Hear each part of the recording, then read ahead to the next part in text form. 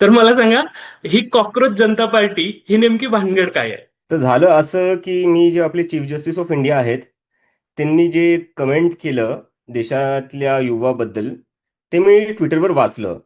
त्यांनी तिथं बोलले की जे लोक आजकाल सिस्टमला क्रिटिसाइज करतायत, नावं ठेवतायत, बोटं ठेवतायत, ती अशी लोक आहेत जी खूपच आळशी आहे, ज्यांच्याकडे काही काम धंदा नाहीये, बेरोजगार लोक आहेत.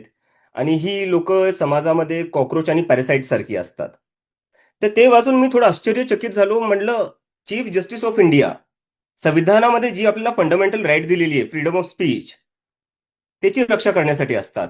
आणि तेच चीफ जस्टिस ऑफ इंडिया जे युथ आहे आपल्या देशातला, त्याला त्याची ओपिनियन ठेवण्यासाठी कॉक्रोच आणि पॅरासाइट म्हणतोय. त्यामुळे मी ट्विटरवर माझ्या पर्सनल हँडलवर लिहिलं, what if all cockroaches come together.